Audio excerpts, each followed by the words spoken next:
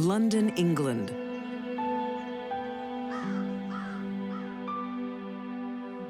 In the 18th century, giving birth is a matter of life and death. The city's poor are lucky they have Elizabeth Brownrigg to help them. She was the official midwife to the poor in St. Dunstan. She is highly respected for her work, but Elizabeth and her husband have a dark secret.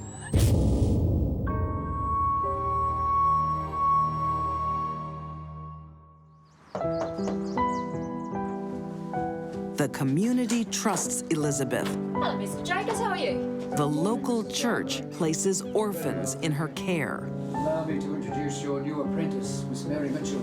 Pleased to your acquaintance, ma'am. They placed children as apprentices in households where they would be put to work. Looks a bit scrawny, doesn't In the she? 1760s, it's a way of giving unwanted children a second chance. We'll see you on A lot of Saturday. kids were treated very well. They became members of the family. They became their children.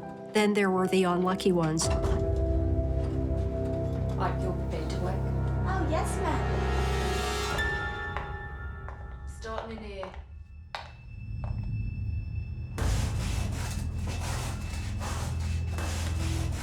Away from prying eyes, Elizabeth can't be trusted.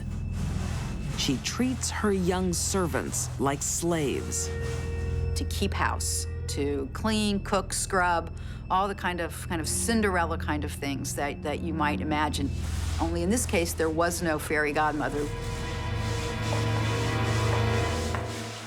too slow. You have to leave it till tomorrow. Get up! For Elizabeth's charges, the ordeal is never ending. They're starved and forced to sleep on the basement floor. Knowing that their victim is starving in the basement, looking for crumbs, searching for water, turned her on, and she probably slept very well. She seemed to have had a hair trigger, so whenever they did anything wrong, they were beaten or hit. In one notable instance, Mary Mitchell is accused of eating a few chestnuts that are in the son's room. Such a thing was considered theft and had to be punished severely. After this incident, she's beaten terribly. In another situation, one of the girls answers back, and Mrs. Brownrigg slices her tongue with a pair of scissors. When she can't take any more, one girl runs away.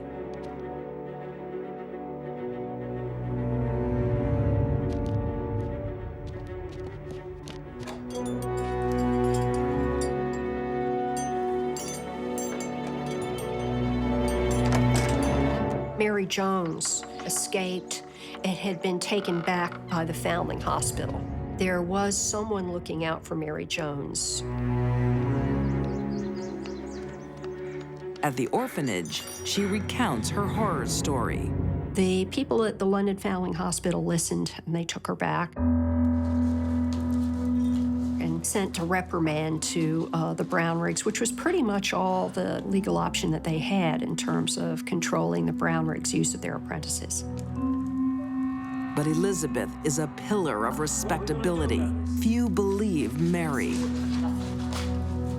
They are a respectable family of tradespeople in this parish, and so their word, or their lack of word, is just accepted.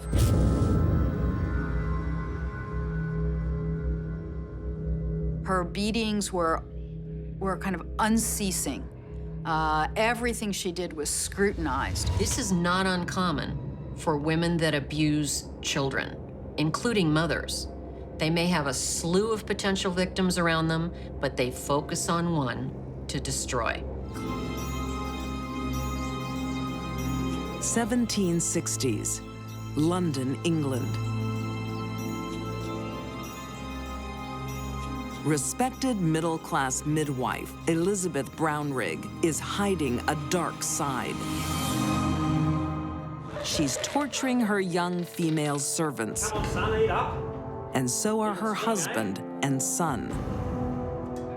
Although all of Elizabeth's charges were subjected to unimaginable abuse, she focused all her anger and sadism on one.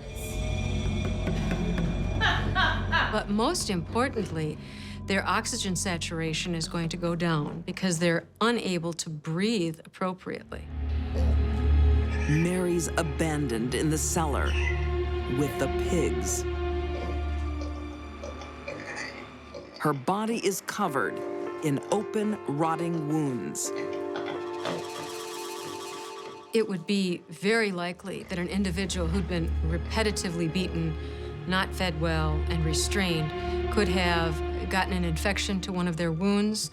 We end up with infections of the lungs, pneumonia, infections of the brain, meningitis or encephalitis, and death follows very shortly thereafter.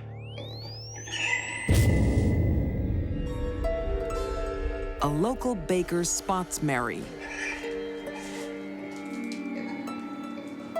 She's barely clinging to life.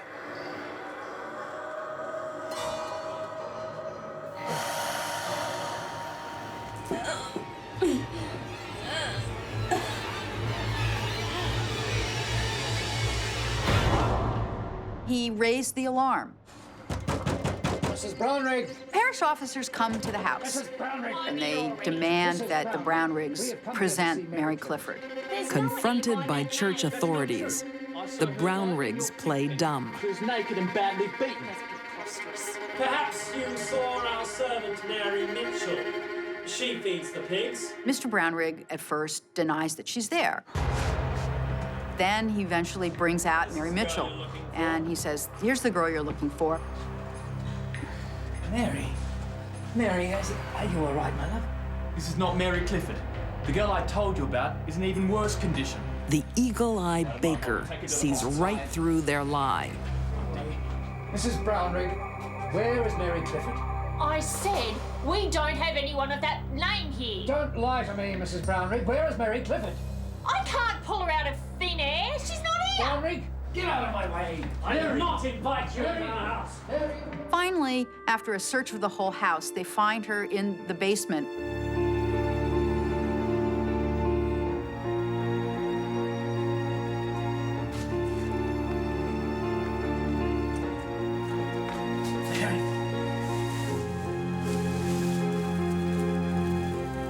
She's very, very weak. She can't speak, but she's still alive, and she's removed to the parish poorhouse. Mary. But the rescue comes too late. 4 days later, 14-year-old Mary Clifford dies from her horrific injuries.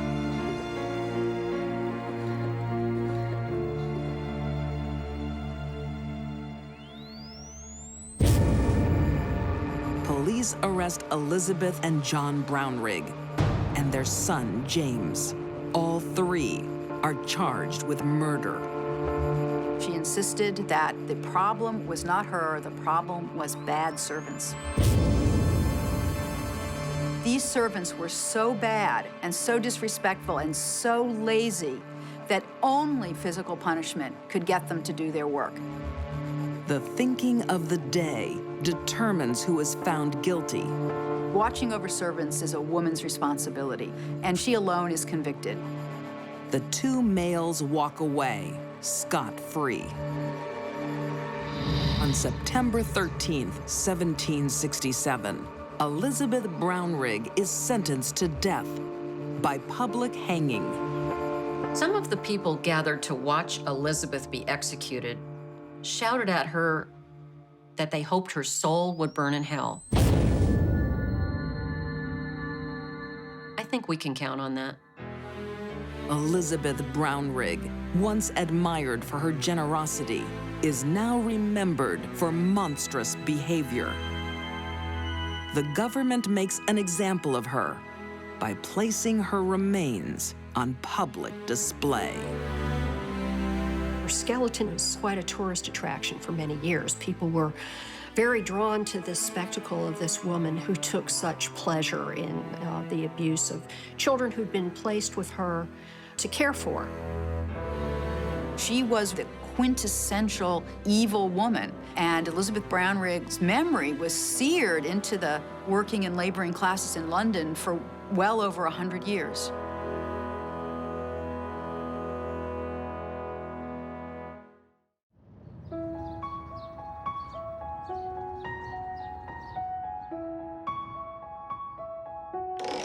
Bingo! How'd we do? 4 years earlier, a new resident, single mother Robin Lee, lands on her feet when the local YWCA gives her a job. She was running a bingo game for a local nonprofit organization. Robin arrived in town with 2 children and about $2 to her name. The charity work is a gamble, but it seems to have paid off. They had embraced her and thought she was a good person. She could be the very strong business manager, a leader. She did philanthropic things for the community and for the homeless. I said get to bed this instant. But there's another side to Robin. She's not as kind and caring to her own. Midnight. You're going to bed now. I hate you! She could be different people at different times. If you get a divorce, I'm gonna live with Dad. Good. You deserve each other. She basically would be the person you wanted her to be. When she remarries local man Randy Rowe, there's no domestic bliss. Randy was a good, simple human being, just a blue-collar guy out making a living and enjoying life.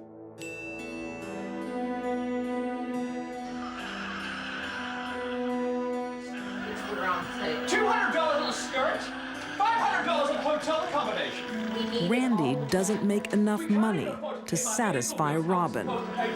We can't pay my medical bills. How are we supposed to pay for this?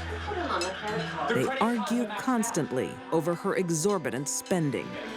She was very materialistic, had lots of nice things for the money she had. In fact, the apartment had quite a few nice furnishings for her level of socioeconomic income. When the family's finances hit rock bottom, Robin decides it's time for a change. Robin was motivated by money. I know you're unemployed, Randy. That's the problem, isn't it? Robin was motivated by her freedom. I believe she wanted to start a new life. Oh my God. What happened to you? Promise you won't tell anyone. But Robin isn't interested in walking away empty-handed. She spreads a story that Randy is abusive. She claimed that she needed to get away from Randy. You just call me if you need anything, okay? Thank you. Robin had lied about these domestic violence problems where her husband, Randy, was attacking her and threatening her. Are you sure you don't mind? I know I've been staying over a lot. It's fine.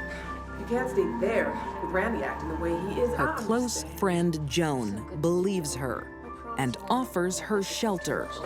You just have a good night's rest. You can stay as often as you like. Joan, with the biggest heart in the world, bought into it and was helping her friend and protecting her.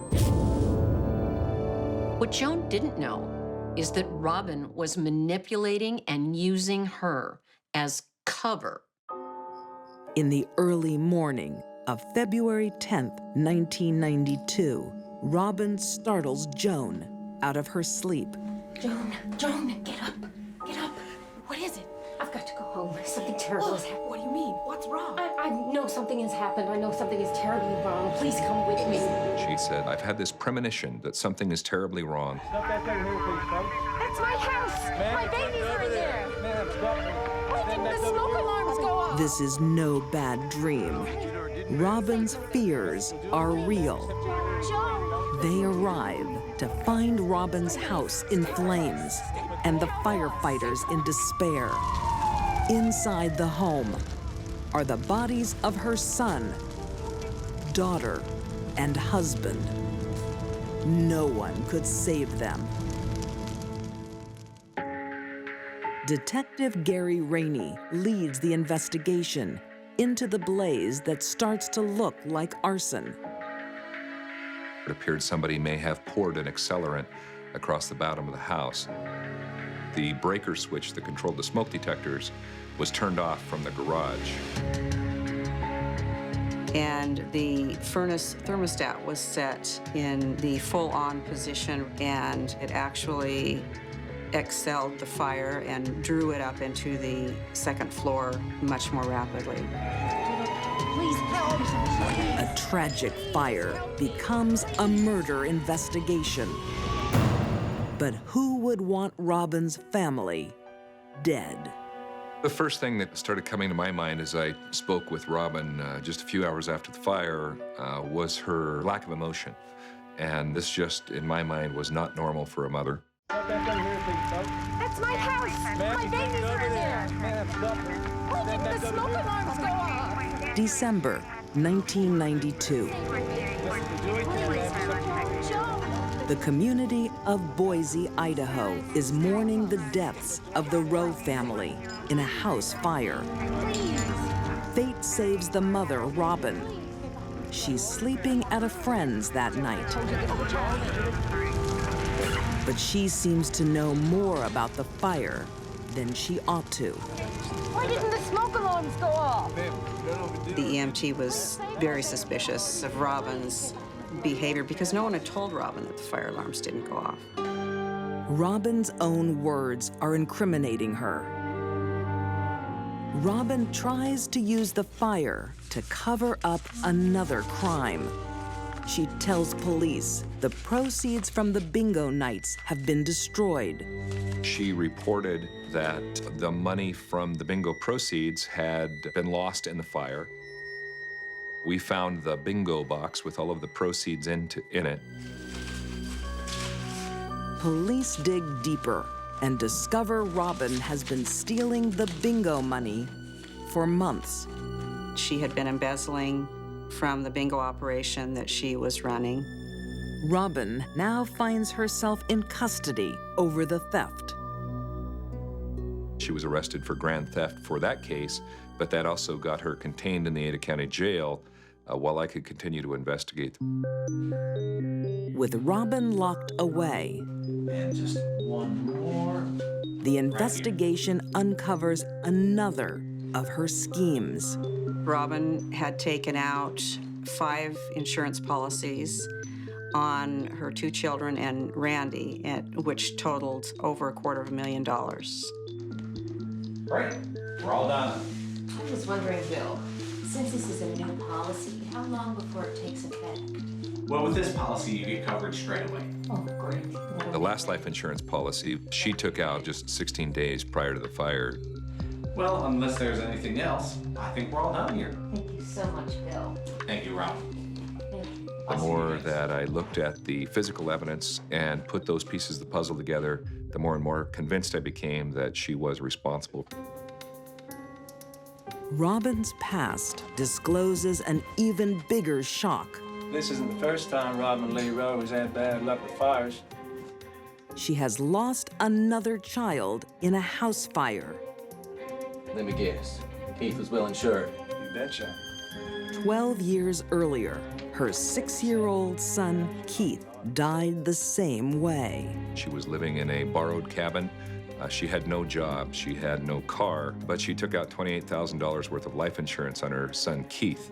Keith was asleep in the bedroom when a fire started in the cabin. The chances of a mother losing one child in a house fire are astronomical.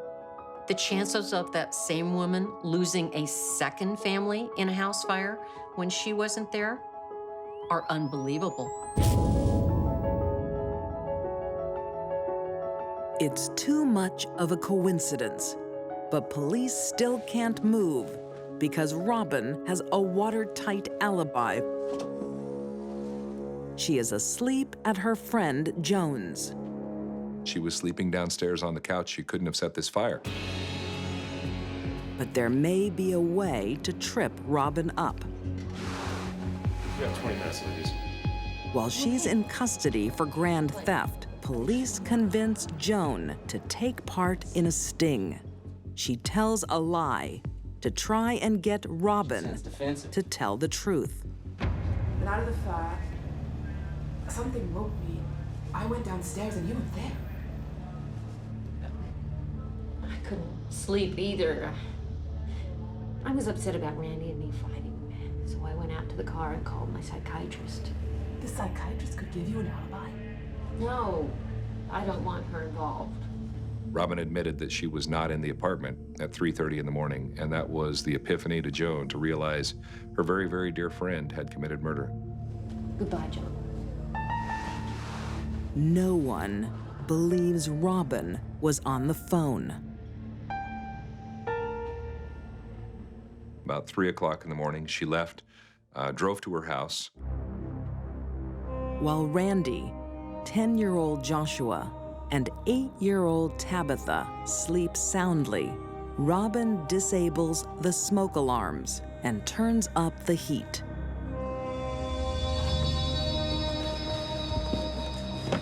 She poured an accelerant beginning below the stairwell at the top, the landing on the second floor. Then she poured a trailer of accelerant down along the side of the stairwell on the lower level. The stage is set for the perfect fire. She stood at the front door and, in one fatal moment, dropped a match, lit the accelerant, closed the door, walked out, got into her car, and drove away.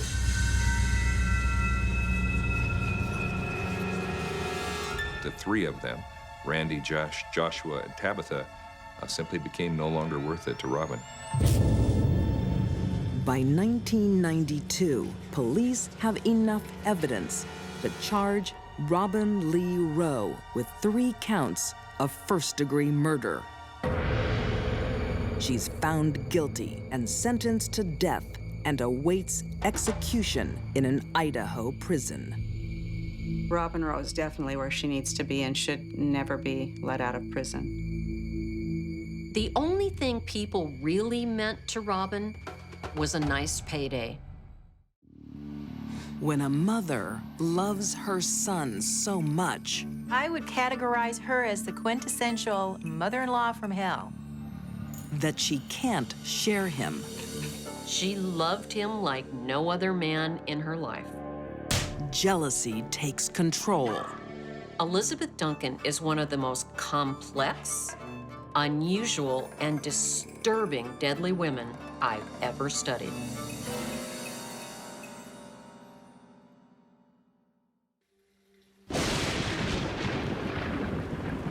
(1958), Ojai, California.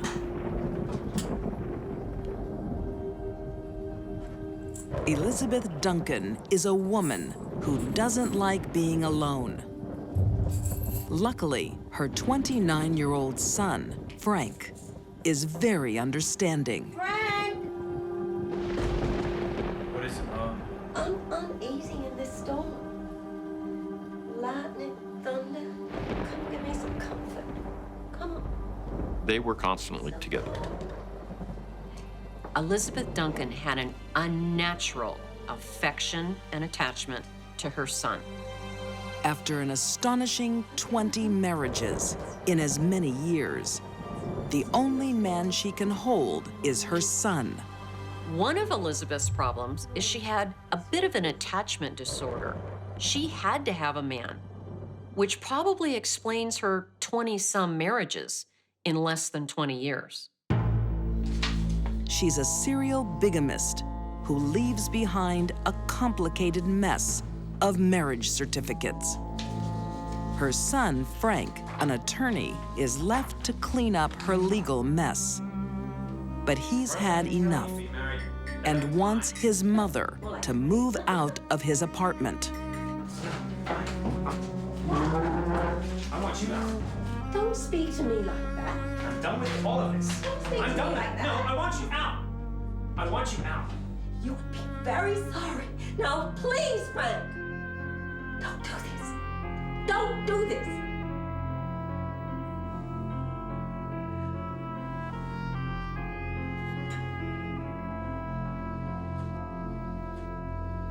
In a big display, she went off to her room under the pretenses of packing.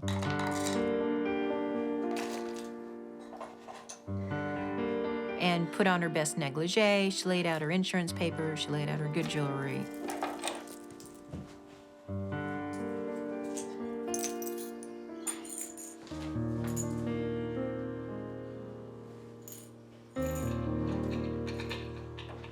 And then proceeded to put herself in bed and tried to kill herself.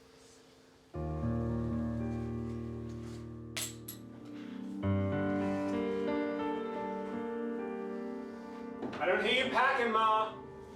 I'm serious, Ma. Ma. By the time he went into the room to determine if she was packing or not, he found her, she was near death. Ma! Ma!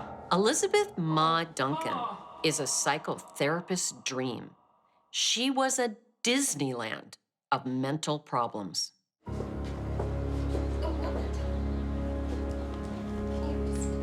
Saved from death, Ma spends the next few weeks in the hospital. She's assigned a nurse, Olga Kupchik. Hey, Frank. Hi. Oh, thank you. Oh, Sorry.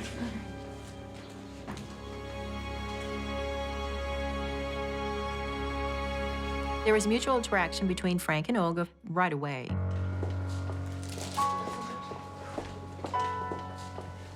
Frank is careful not to make his mother jealous. Oh, we can't let Ma see us together. Why? Look, I haven't really dated much because every time I bring a girl home, Ma goes a little crazy. She's just really possessive. They had to keep it pretty much under wraps because Elizabeth Duncan was insanely jealous of Olga. But she would have been insanely jealous of any woman, I believe. The couple start a secret romance. They did things that a typical couple would do. They went to lunch, they went to dinners, walked down State Street, took long walks on Stearns Wharf, which is the pier in Santa Barbara. It was getting very serious between the two. Hi, Mom. He rarely dated because anytime he brought a girl home to meet his mom, she flew into a fit of rage. Elizabeth Duncan seems to have thought of her son as most women would think of a man they're in love with. She acted like a jealous girlfriend when he dated. But their secret will soon be revealed because their relationship becomes intimate. Olga wound up pregnant. And this, of course, being the 1950s, they did the right thing, and so they decided it was time to get married. But it's a secret ceremony, and Ma isn't invited. Olga. Ma grew very suspicious and decided to place a phone call to the hospital where Olga worked. What do you mean she just got married yesterday? You could almost hear the click at the other end of the line with Duncan just hanging up.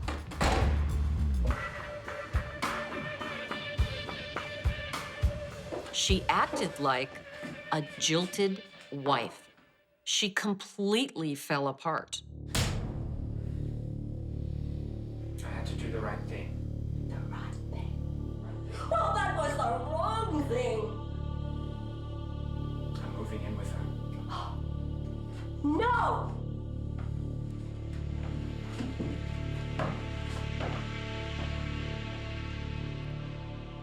This set a lot of things, a lot of very, very, very bad things in motion. It didn't matter to Elizabeth that her son loved Olga. It didn't matter to Elizabeth that Olga was pregnant 7 months along with her first grandchild. She was jealous of Olga. It was a malignant, burning, seething, green-eyed monster. And she couldn't control it.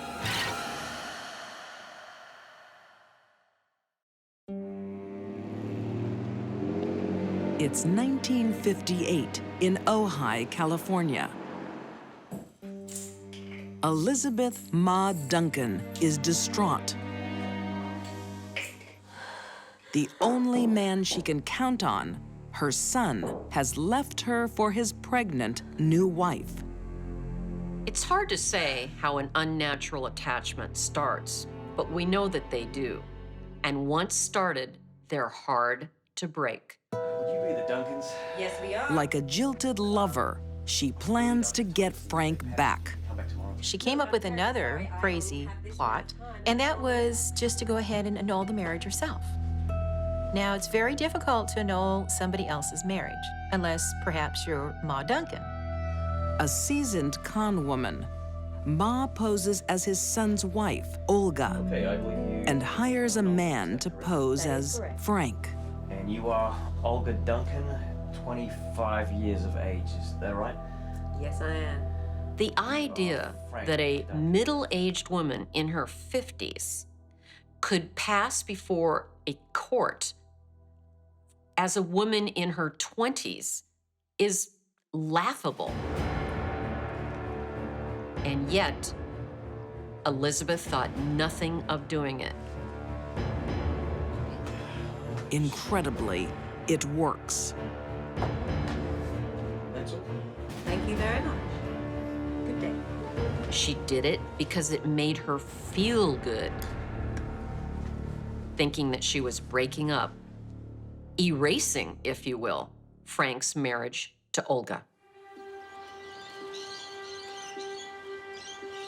Olga is devastated, and she's getting threatening calls from Ma. What's wrong?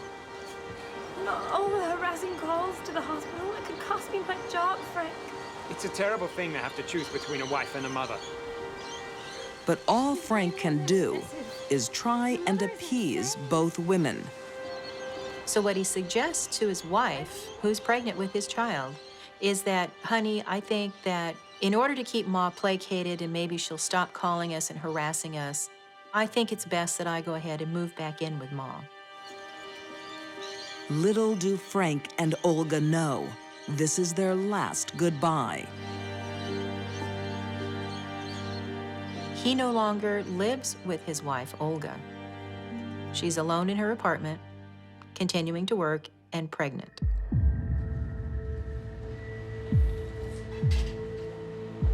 But Ma Duncan wants a permanent solution and recruits 2 thugs to help her.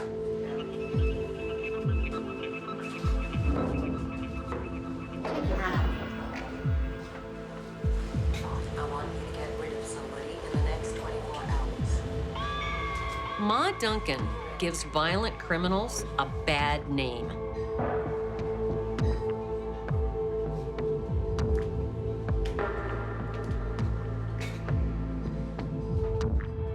Elizabeth Duncan was the mother-in-law from hell. November 17th, 1958. Olga is living alone. She is an easy target. Your husband, he's really drunk. She opens the door to a man that she has never seen. He tells her that he's a friend of Frank's. Frank's down in the back of his car, and he's quite drunk. Olga can't see. She's not really sure. She just sees somebody huddled on the back seat. She leans in because she thinks it's her husband. Get in the car! Get in the car! Get in! You be quiet, okay? Quiet, okay? The plan was to borrow a car, get a pistol, and to take Olga, kill her, and drive her to Mexico and dump the body. Wait. Lewis finally pulls over off the 101 freeway. They pull her out of the car. Hit her where you go. Lewis hits her with the gun so hard in the head that he breaks the gun. That's it, good job. The thugs are amateurs. They've forgotten a shovel. All right, where's the shovel? What shovel? The shovel, dig the hole. I told you to bring a shovel. You said you bring shovel. You're an idiot, okay? Now we have to dig. Stupid, you're an idiot. You don't even know what you're doing. One job, one shovel. Their victim isn't even dead. One of them continues to strangle Olga, while the other one tries to dig a shallow grave.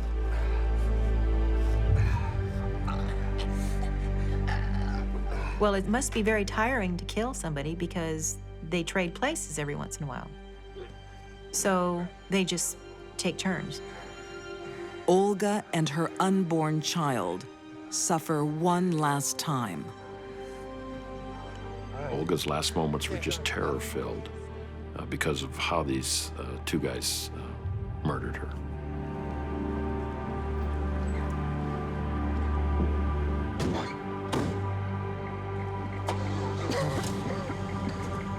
She is buried alive.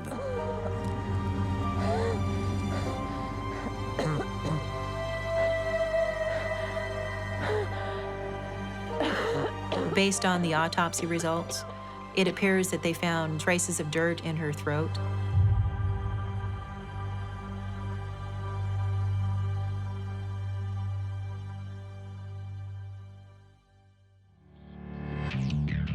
Continuing their incompetence, Ma's henchmen are soon caught for other crimes.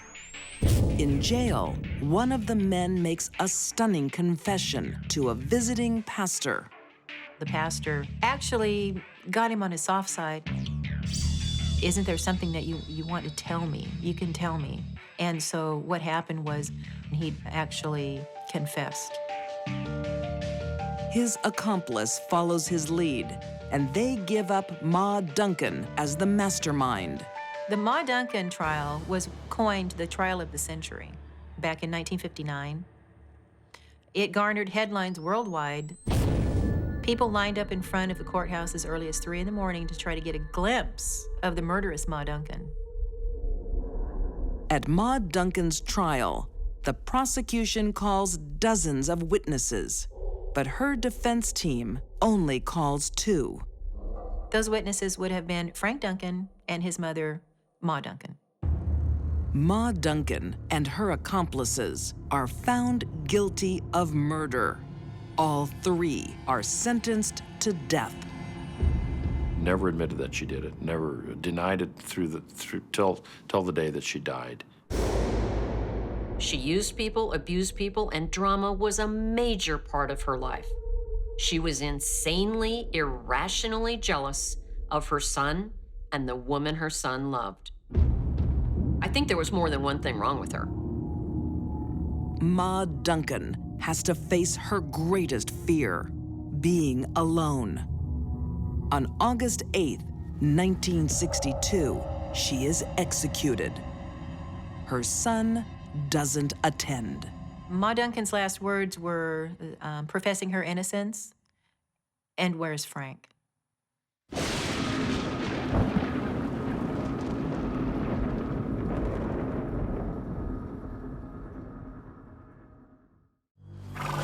When a man with no enemies is murdered, everyone loves the guy.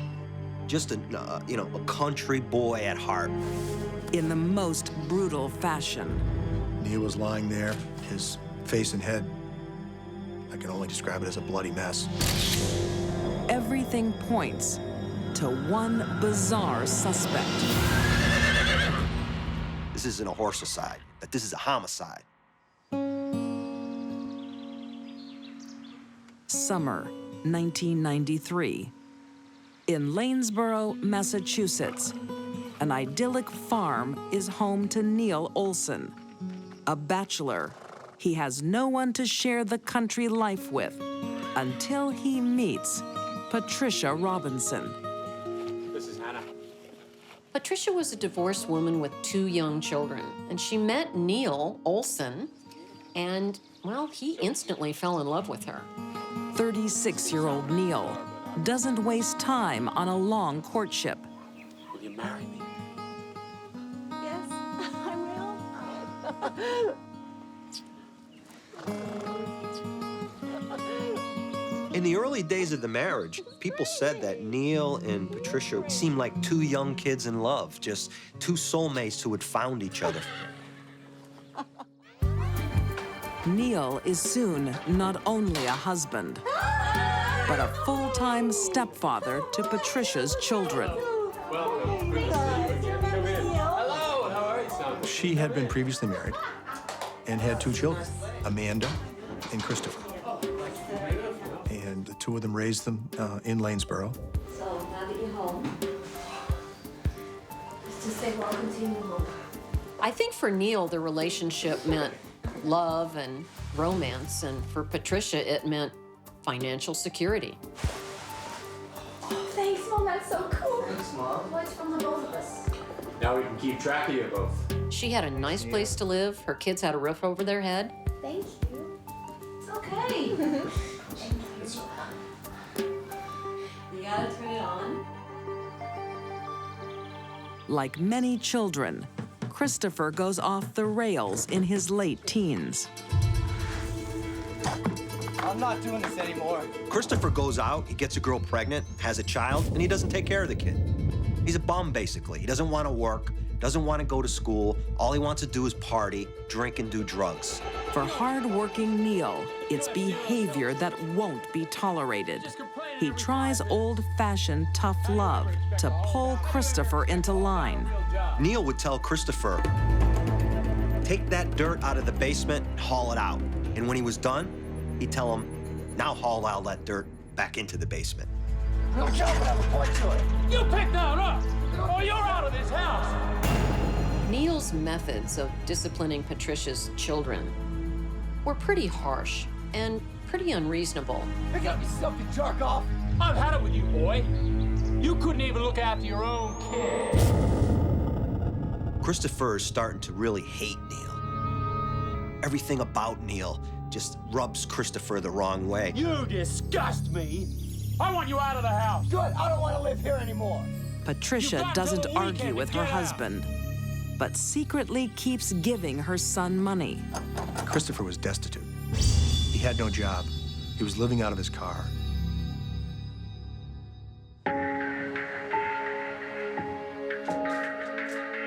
It's not the only secret Patricia's keeping. She's up to her neck in debt. She had a video rental store, and then after that, a restaurant. And neither one of them did well.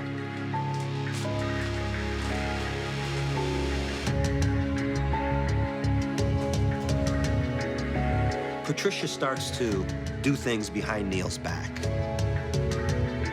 Not pay this bill, not pay that bill. Fudge on the taxes a little bit. Her restaurant business is sinking. She owes this vendor, she owes that vendor. She's ciphering money from Neil from his sign business. She's taking money from here and putting it in here. Soon, there is no more money to shuffle around, and the bank threatens to take their home. Neil has all these animals, this big land, only a matter of years away from paying off his mortgage, and yet she was able to, in just a matter of years, sink them.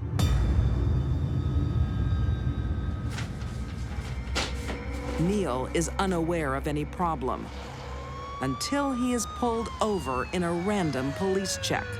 A state police trooper discovered that all of the vehicles that the family had, there were 5 or 6 of them, were not registered, they were not insured, they were not inspected.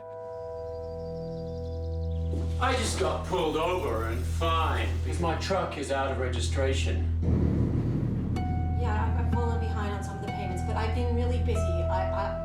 I'll sort it out, okay? After about 10 years of marriage, not only was Patricia in fairly serious financial trouble, Neil didn't know it. I said I was really busy. I'll get on to it, all right? Yeah, well, do it immediately. He was about to find out, and she did not want that to happen.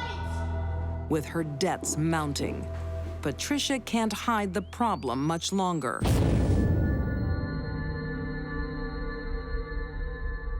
The closer he gets to figuring out exactly what's happened to all their money, that's when she starts leaning towards, gee, maybe Neil needs to go.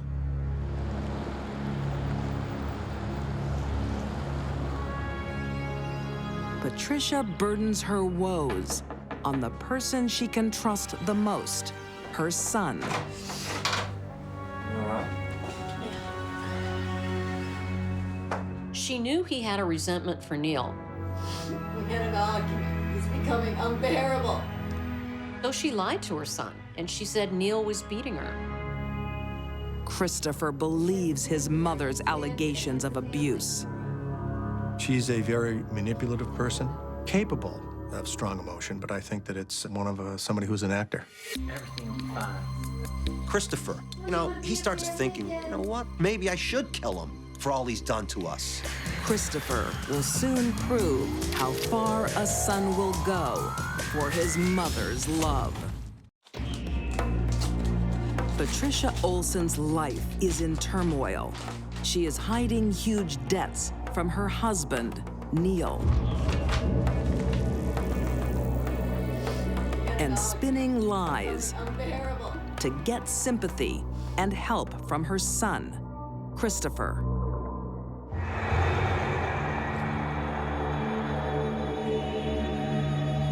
She makes up one more outrageous story to fuel her son's anger. You know what? He hit your daughter, you understand? Baby, you understand? He hit your daughter. Finally, she pulled the last pin and told Christopher that Neil, in fact, had hit his infant, He hit your daughter. He hit your daughter. who his estranged girlfriend had brought over to the house. And that was the last straw. We don't believe any of this was true. January 9th, 2005. The family fighting will come to an end. Neil is a guy of habit. She knows that he goes out to the barn every single night, 11 o'clock, to feed his horse, Hannah. And then he comes up to bed. It's the perfect opportunity. A loyal son makes sure his family problems are a thing of the past. And he just can't face him. He closes his eyes, and he just fires. Fires the weapon right in Neil's face.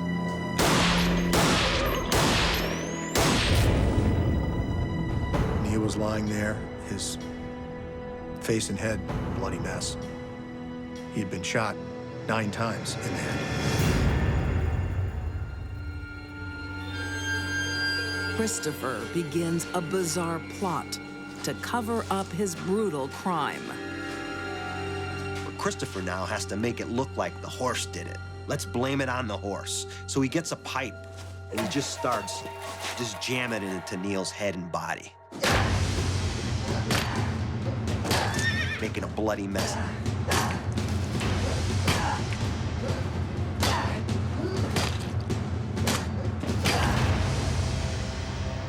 It's not a really good theory.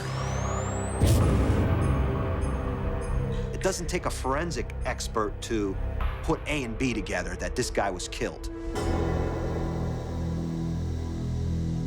The following morning, like she always does, Patricia brings breakfast to Neil in the barn. She took the sandwich in the bag and the coffee. And she says that she saw Neil, became upset, went back inside, made a frantic sounding 911 call. No, he's not responding. They think he's dead.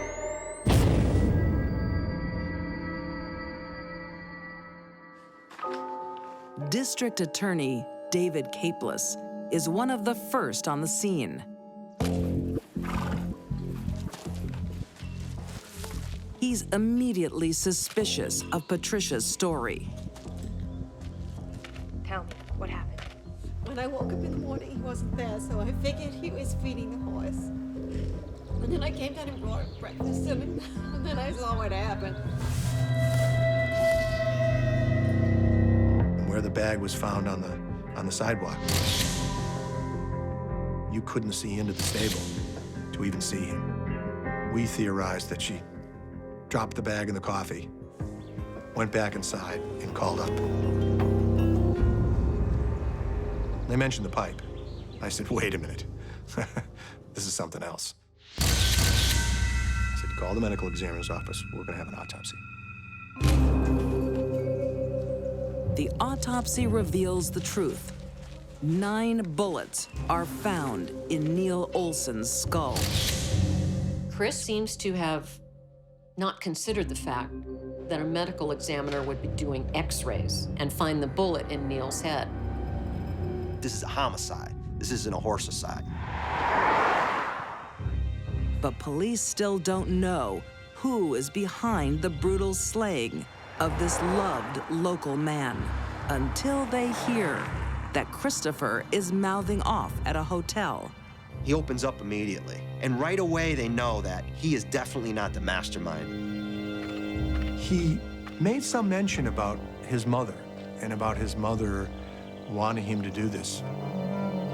From that point on, the investigation not only was into Christopher, but also this potential link with his mother. Incredibly, Patricia claims she never heard a single shot.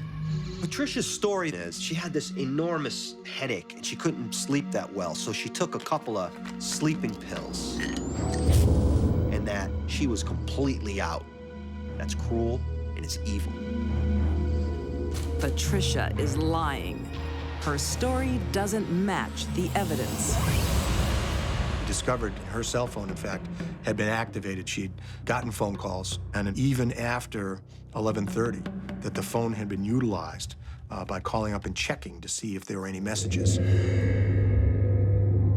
21-year-old Christopher Robinson pleads guilty to second-degree murder. He receives life, but is eligible for parole in 15 years. That sentence tells me the judge took sympathy on Christopher. He all of a sudden had all this remorse. He was being haunted by these visions. I believe that Christopher was pushed into doing something that he didn't want to do. May 23rd, 2006. Patricia Olson is convicted of first-degree murder and sentenced to life behind bars with no parole. Would she have done it herself? No. I don't think she had the gumption to do it, but she could push somebody else to do it. She'll live out her days in the Massachusetts Correctional Institution, Framingham. Patricia would be classified as an extreme narcissist. Everything's about her, and all the people in her lives are players. And it's a stage that she has created in order to get what she wants. My advice is don't marry Patricia Olson. You may end up dead.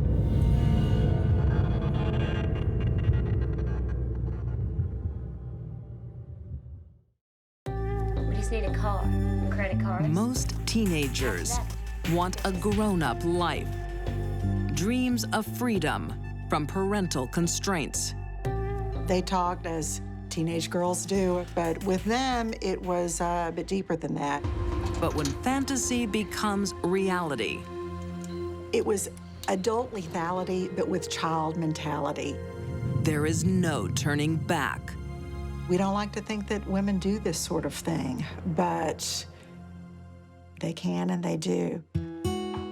Grapevine, Texas, in 1994. What are you making? I'm making your daddy's favorite. After an unlucky start in life, fortune smiles on 6-year-old Courtney Duncan in the form of her grandparents, John and Betty.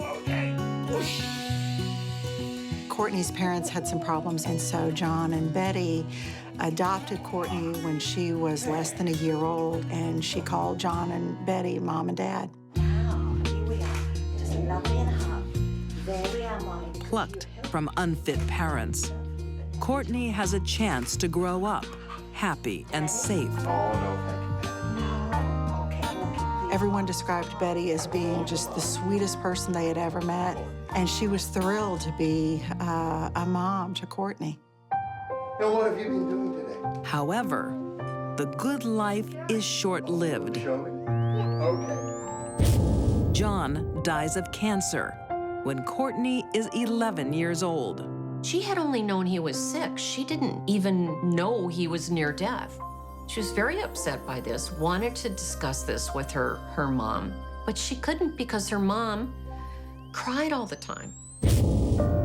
Struggling to cope with her own grief, Betty is unable to console her daughter. So that door to vent and to grieve and to mourn with someone who also loved that man was closed. Her father's death is the start of Courtney's depression. And by the age of 14, she is withdrawn from the world. Courtney, honey, it's time to get up. There was a major change in her behavior. She dressed in the Gothic look. Courtney, sweetheart, you can't stay in bed all day. You gotta get ready for school. Stop telling me what to do and get out of my room. Wearing black clothes, black fingernail polish, and black lipstick, everything black. She was drawn to the goth group. They could validate their philosophy, their lifestyle. Yeah, this is how life is. It's bad, it's horrible, it's depressing, it's dark, it's black. There's nothing good about it. And that reinforced Courtney's feelings.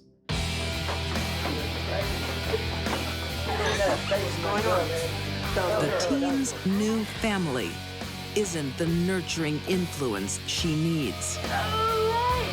Courtney just sort of running around with a bad crowd, committing some petty thefts.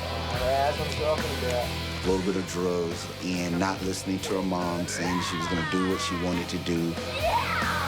Rebellious would be an all-encompassing word to use about Courtney Duncan. Hi there. Thank you very much for seeing me. Welcome. Worried, Betty Duncan tries to intervene with counseling and antidepressants. Why do you think you're here today, Courtney?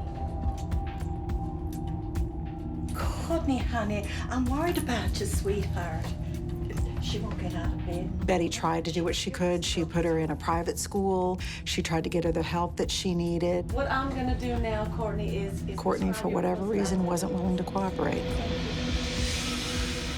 These will help to alleviate some of the worrying and confusing feelings we often have during adolescence. Well, maybe I'd be happy if y'all let me alone. Courtney wanted to do what she wanted to do as a teenager, and the more incorrigible she became, the more her grandmother tried to take steps to remedy that, and Courtney rebelled. We just need a car and credit cards. Courtney's depression bubbles to anger. He's such scum. I hate him. With close friend, 16-year-old Jamie Hatfield, she finds an outlet for her rage. I wish they were both dead. And I know where my mom's guns are kept. Courtney and Jamie were friends. They talked, as teenage girls do, about their boyfriends. But with them, it was a bit deeper than that. It was hatred. We should shoot them both in their stupid heads.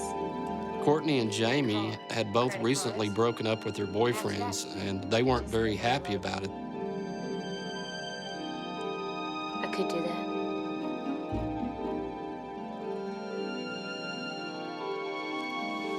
There was at least a half-baked scheme to kill their boyfriends and to take off and go to Mexico. Yeah. Get the hell out of here. A teenage fantasy of adventure We just need a car. and revenge. And after that, it's you and me, chick. This is not normal teenage girl chatter at all.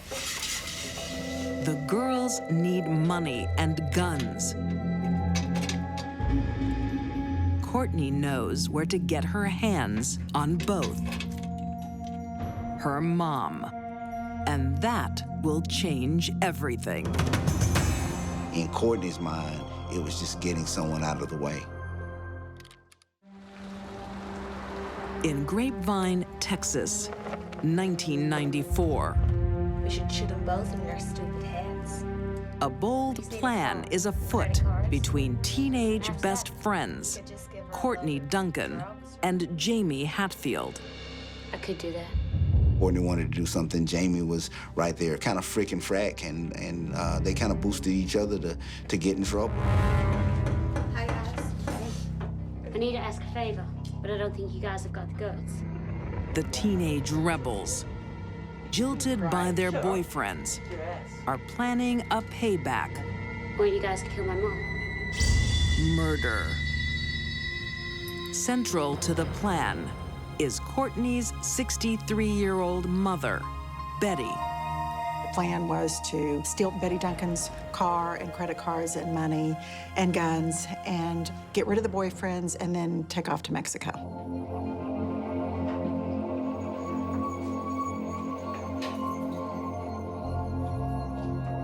To carry out the theft, Courtney decides to sedate her mother. Her friend said, maybe you should give her some sleeping pills so she'll be knocked out and we can steal the car. Courtney crushes sleeping pills into her mom's favorite, a banana milkshake.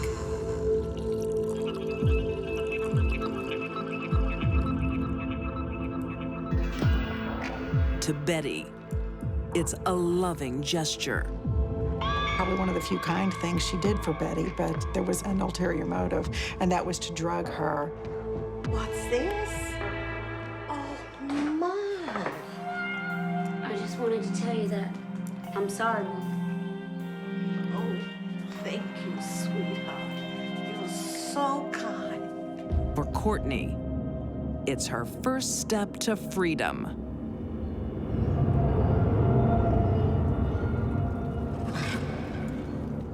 I don't feel so good. She said that she was dizzy and felt sort of nauseated and said that she was going to go to bed. Courtney knew that Betty had the keys to the gun safe in her purse, so Courtney got in her purse and found the set of keys and opened the safe. Courtney is armed to kill the boyfriends.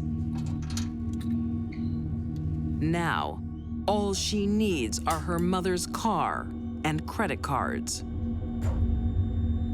She just wanted her grandmother out of the way so she could do what she wanted to do, but in her world, in her 15-year-old world, doing everything you wanted to do just meant going on a shopping spree and heading down to Mexico. It's not working. It's taking too long. I'm just gonna Courtney shoot her. complains to Jamie that the drugs are taking too long to work. Betty's life now relies on the patience of a 15-year-old girl. Jamie would say, well, it's taken a long time, and Courtney said, yeah, it's taken too long. I think I'll just shoot her.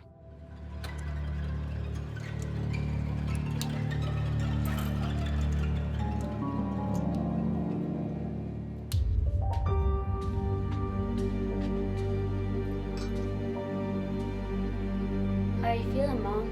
While Betty Duncan was in bed, Courtney actually came into the room to say goodnight. I'll be all right, sweetheart. Well, maybe you should just get some sleep, okay? She says they chatted a little bit.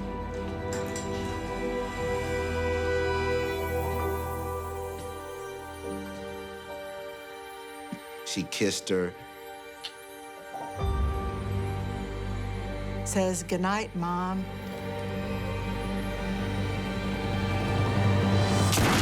And shoots her in the head. It was adult lethality, but with child mentality. It was just brutal and cold what she did to her own mother. She had killed her because she didn't pass out. That was her motive. After years of unconditional love, her mother is repaid.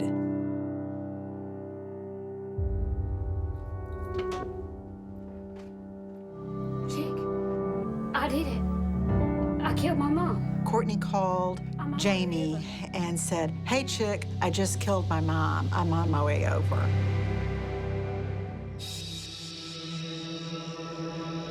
Courtney spends the night at Jamie's before their planned meeting with their boyfriends.